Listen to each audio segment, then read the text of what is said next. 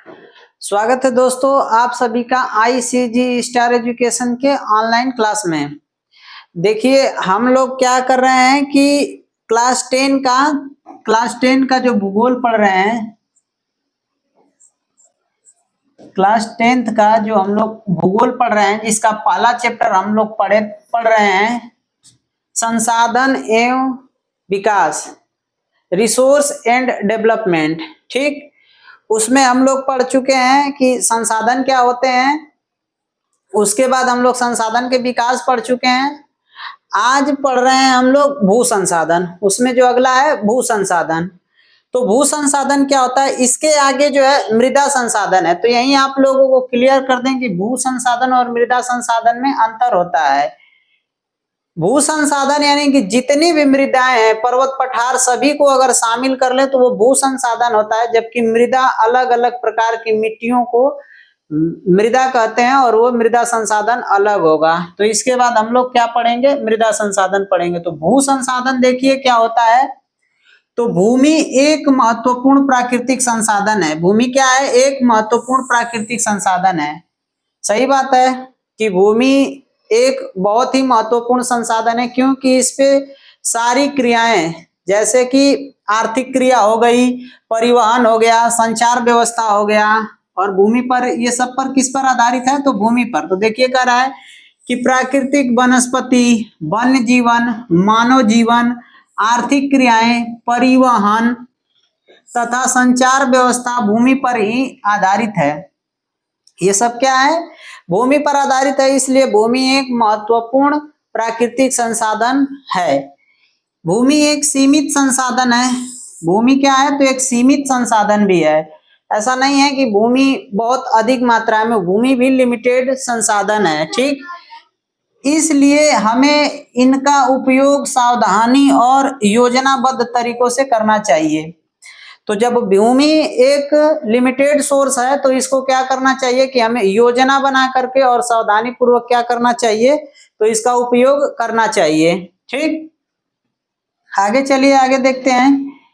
आगे है भारत में भूमि संसाधन। तो भारत में भूमि का संसाधन कैसे है, कैसे कैसे विवरण है, कैसे भूमि को बांटा गया है, कितनी भूमि किस उपजाऊ कैसे कैसे कामों के लिए प्रयोग की जाती है, तो इसके बारे में समझेंगे। तो भारत के भौगोलिक क्षेत्र में, भारत का जो भौगोलिक क्षेत्र है लगभग उसमें 43% जो भूमि है, इस परसेंटेज को याद रख लीजिएगा। ये पूछेगा कि भारत के मैदानी क्षेत्र जिसपे कृषि और उद्योग है वो कितना परसेंट है, तो हमें जब याद रहेगा तो बता लेंगे 43%। कह रहा है लगभग 43% भू क्षेत्र मैदान है। जो भू क्षेत्र है वो क्या है, मैदान है, जो कृषि और उद्योग के लिए, कृषि और उद्योग के विकास के लिए क्या है, सुविधाजनक है। ठीक, लगभग 30% भू क्षेत्र पर विस्तृत रूप से पर्वत स्थित हैं। पूछेगा कि भारत के भौगोलिक क्षेत्र में कितने प्रतिशत भाग पे कृषि होती है या कृषि के अलावा अन्य औद्योगिक क्षेत्र हैं, तो हम बता देंगे 43%। और पूछेगा कि पर्वत, भारत के भौगोलिक क्षेत्र पे पर्वत कितने भूभाग पे है, कितने प्रतिशत पे, तो हम लोग बताएंगे 30% पे। ठीक, जो पर्वत हैं, इन पर्वतों से क्या होती है कि 12मासी नदियों का प्रवाह होता है, यह सुनिश्चित करती हैं। जो भारत में पर्वत हैं उन पर्वतों से क्या होती हैं, तो नदियां निकलती हैं। तो कुछ नदियां भारत में 12मासी होती हैं, जैसे गंगा, यमुना, जितने भी हिमालय से नदियां निकलती हैं, ये नदियां क्या होती हैं, तो 12 महीने ही जल देती रहती हैं, तो इसलिए इन्हें 12मासी कहा जाता है। और इनसे क्या होता है, तो पर्यटन विकास के लिए अनुकूल परिस्थितियां प्रदान करता है और पारिस्थितिकी के लिए भी महत्वपूर्ण है। ठीक, जब नदियां पहाड़ों से नीचे उतरती हैं तो झरना बनता है, और झरने जब बनते हैं तो वो पर्यटक के लिए बहुत अच्छा होता है। तो वो पर्यटक के लिए भी परिस्थितियां प्रदान करता है, और पारिस्थितिकी तंत्र, बायोडाइवर्सिटी भी वहां अधिक होती है, यानी कि जीव जंतुओं का भी अधिक विकास होता है। अगली अगली देखिए लाइन, लगभग 27% हिस्सा पठारी है। अगर ये भी बात पूछ ले कि भारत के कितने परसेंट हिस्से पे पठारी भाग है, तो आप कहेंगे कि 27% हिस्सा जो है वो पठारी क्षेत्र है। पठारी क्षेत्रों में देखिए तो पठारी क्षेत्रों से खनिज, जीवाश्म ईंधन और वनों रहेगा, ये वो रहेगा, वो वनों, ठीक ना। वनों का क्या है, अपार संचय कोष है। तो जो पठार है उस पे क्या है, तो उससे खनिज मिलता है। खनिज में जैसे कोयला, लोहा, आयरन के अयस्क, ये सब मिलते हैं पठारों में, ठीक। और उसके साथ साथ ये वन भी इस पे पाए जाते हैं, तो वनों का भी संचित कोष ये है, ठीक। कितना भाग पे है, तो 27% भाग, याद रखिएगा। 43% भाग पे जो है मैदानी क्षेत्र है, 30% भाग पठारी क्षेत्र, पर्वतीय क्षेत्र, और 27% भाग क्या है, तो पठारी क्षेत्र है, ठीक। आगे चलिए देखते हैं भू उपयोग। भारत में भू उपयोग का निम्नलिखित उद्देश्यों के लिए होता है। जो भू संसाधन है तो इसका उपयोग किस किस कार्यों में होता है, तो भारत में देखिए कि इनका उपयोग किस किस तरह से होता है। तो पहला तो वन के लिए होता है, यानी कि इन भूमियों पे वन भी लगाया जाता है।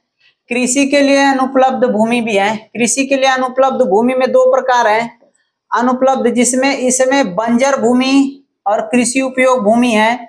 फिर गैर कृषि प्रयोजन, नॉन एग्रीकल्चर पर्पज में लगाई गई भूमि, जैसे ऐसी भूमि जो कृषि के लिए, कृषि में उपयोग नहीं हो रही है, उसी को कह रहा है गैर कृषि प्रयोजन भूमि, ठीक। तो देखिए इसमें क्या है, इमारतें, सड़क और उद्योग, ठीक। फिर अगला देखिए अन्य कृषि अयोग्य भूमि, ऐसी भूमि जो कृषि के अयोग्य मानी गई है, जैसे अस्थायी चारागाहें तथा अन्य गोचर। ये कृषि ना होकर के इस पे क्या होता है, तो ये चारागाह और गोचर के लिए छोड़ी गई भूमि होती है।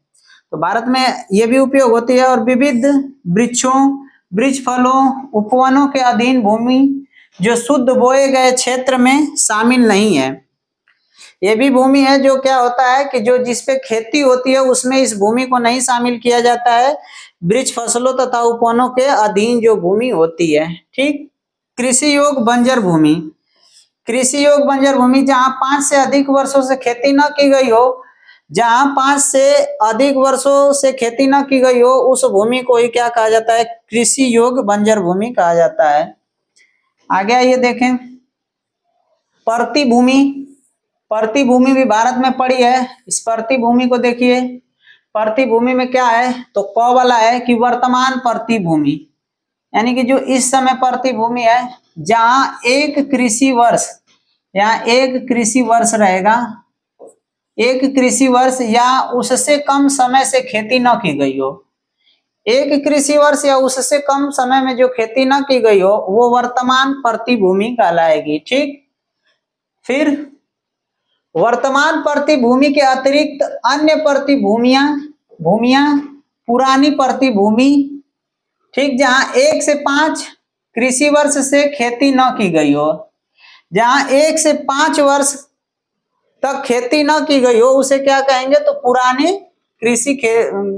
पुरानी परती भूमि कहेंगे, ठीक। वर्तमान परती भूमि और एक हो जाएगा पुरानी परती भूमि, ठीक। पुरानी परती भूमि, यहाँ देख लीजिए पुरानी परती भूमि उसे कहेंगे।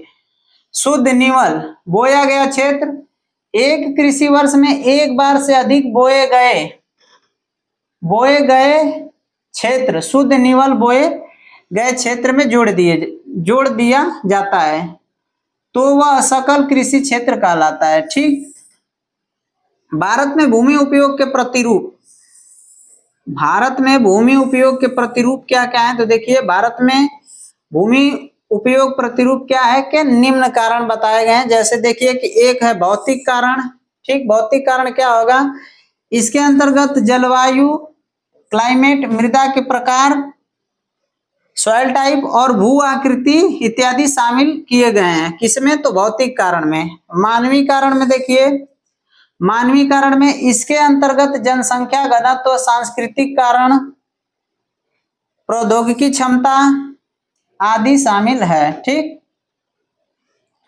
भारत का कुल भौगोलिक क्षेत्रफल कितना है, तो भारत का कुल भौगोलिक क्षेत्रफल अगर बताए तो 32.8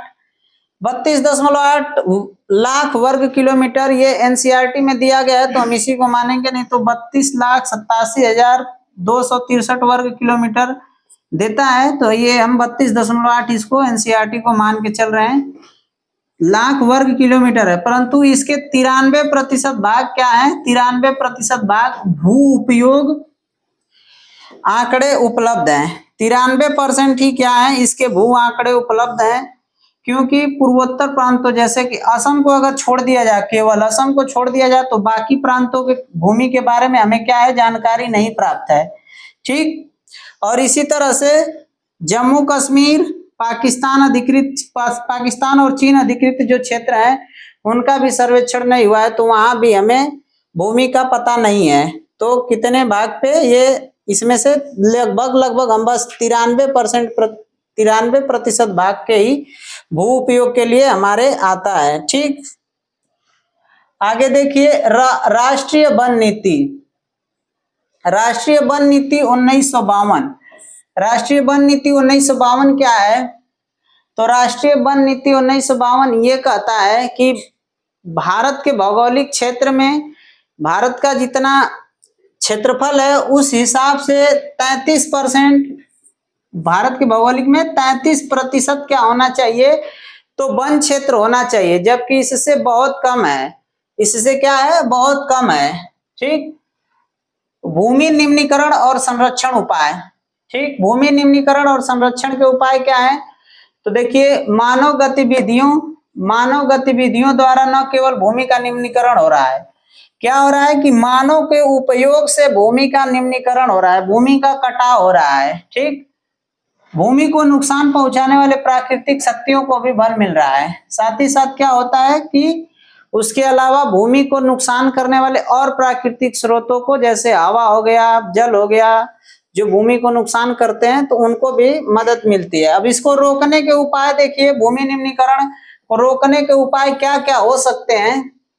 अगर ये हम कहें कि क्या होंगे भूमि निम्नीकरण या क्षरण को रोकने के उपाय, तो देखिए, तो हम अधिक से अधिक मात्रा में वन रोपण कर सकते हैं। वन के द्वारा हम इसको भूमि निम्नीकरण को रोक सकते हैं। चारागाहों का चारागाह जो है उनका उचित प्रबंध कर दें, तो पशुओं को अगर चारागाह में रखा जाए तो इधर उधर नहीं घूमेंगे, जिससे भूमि का कटाव न होगा।